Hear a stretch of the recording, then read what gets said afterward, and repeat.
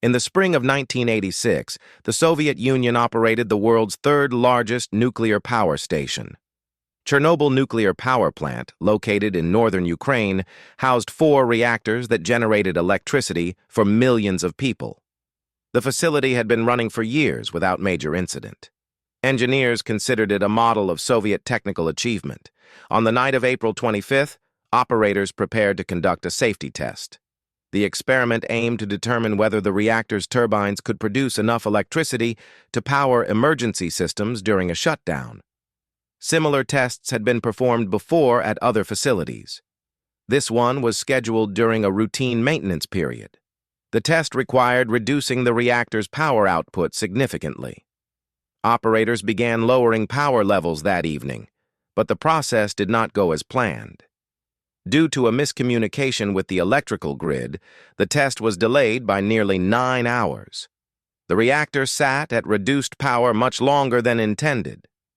When operators finally received approval to proceed, they faced a problem. The reactor's power had dropped too low. Xenon gas, a natural byproduct of fission, had built up inside the core. This gas absorbs neutrons and suppresses the reaction. To restart the test, operators withdrew most of the control rods, far more than safety protocols allowed. The reactor design had a known flaw. Soviet engineers were aware of it, but they had not shared this information widely. When control rods were inserted into the reactor from their fully raised position, they briefly increased reactivity before damping it down. This effect lasted only a few seconds, but it mattered. At 1:23 in the morning on April 26th, an operator pressed the emergency shutdown button. He had seen power levels rising unexpectedly. The control rods began to descend, but instead of stopping the reaction, they accelerated it. Within seconds, energy output surged to nearly 100 times normal capacity. The reactor's fuel channels ruptured. Superheated coolant turned instantly to steam. A massive steam explosion tore through the core, blowing the 1,000-ton reactor lid into the air. A second explosion followed moments later. Radioactive material began streaming into the night sky. The initial response was shaped by confusion and incomplete information. Plant managers did not immediately understand what had happened.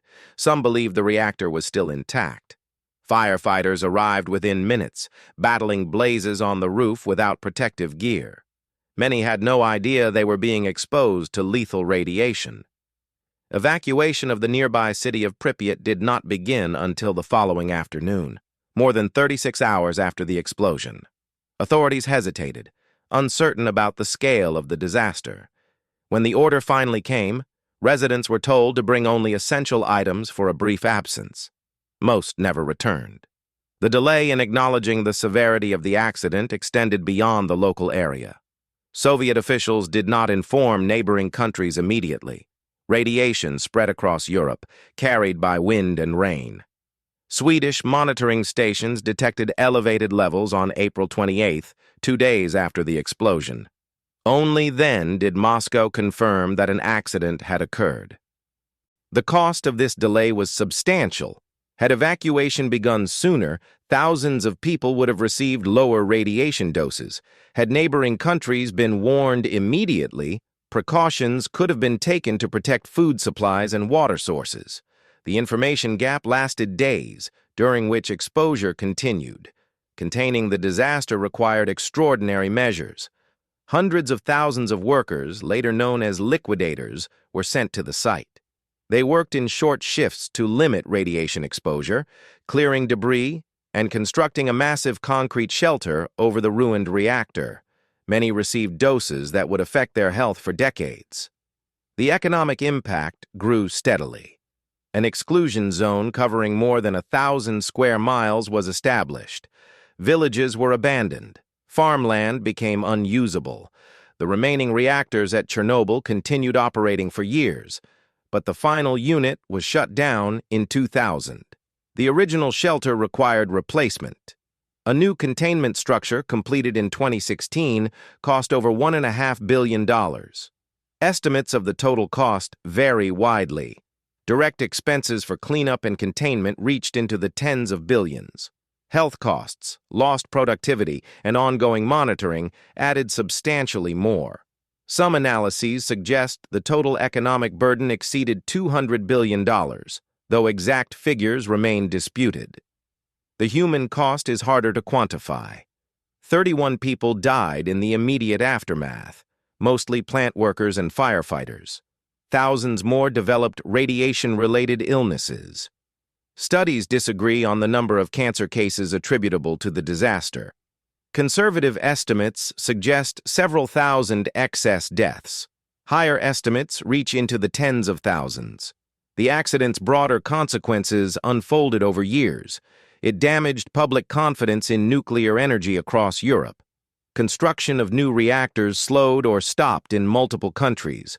The disaster also contributed to growing skepticism about Soviet governance. The initial denials and delayed response highlighted systemic problems that would become more apparent as the decade progressed. Engineers and officials had made what seemed like reasonable decisions. The test itself was meant to improve safety. The reactor design had flaws, but it had operated successfully for years. The delay in evacuation reflected genuine uncertainty about conditions. Each choice, viewed in isolation, appeared defensible at the time. But small decisions compounded. Postponing the test created fatigue among operators. Overriding safety limits seemed acceptable to complete the experiment. Hesitating to evacuate reflected a culture that discouraged alarming announcements. Withholding information from other nations followed established patterns of secrecy. None of these choices individually caused the disaster. Together, they shaped its trajectory and magnified its cost. Chernobyl stands as one of history's most expensive industrial accidents, not because of a single catastrophic error, but because of accumulated delays, withheld information, and institutional failures that turned a dangerous situation into a generational crisis. The true scale of what had happened became clear only gradually, as monitors detected radiation across continents, as evacuees realized they would not return home, and as the costs of containment stretched across decades. What began as a safety test became a turning point, remembered not for what was intended, but for what was set in motion when hesitation and secrecy met a reactor already beyond control.